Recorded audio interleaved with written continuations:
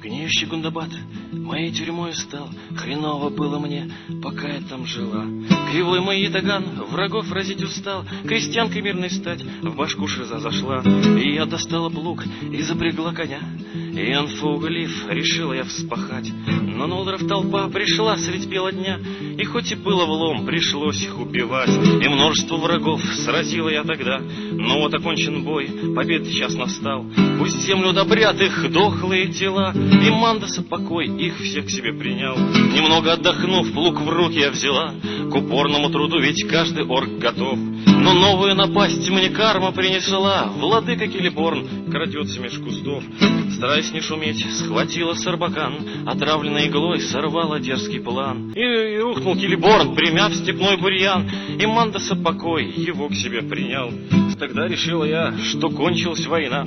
И в голову мою ударил счастье хмель. Но и на этот раз не вышло нифига. В мифрильной чешуе ползет Галадриэль. Но гоблинскую дочь не сокрушат враги. Сопернице моей свернула шею я.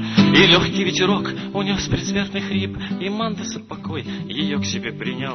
И пропахала я 3 длинных полосы. А к вечеру зажечь решила костерок. Везде великий мрак, ни солнца, ни луны.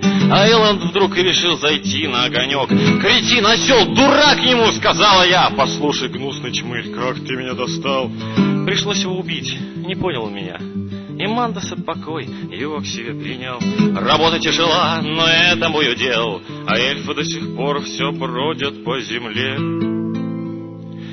И снова будет бой, и куча мертвых тел. Эй, Мандас, принимай непрошенных гостей.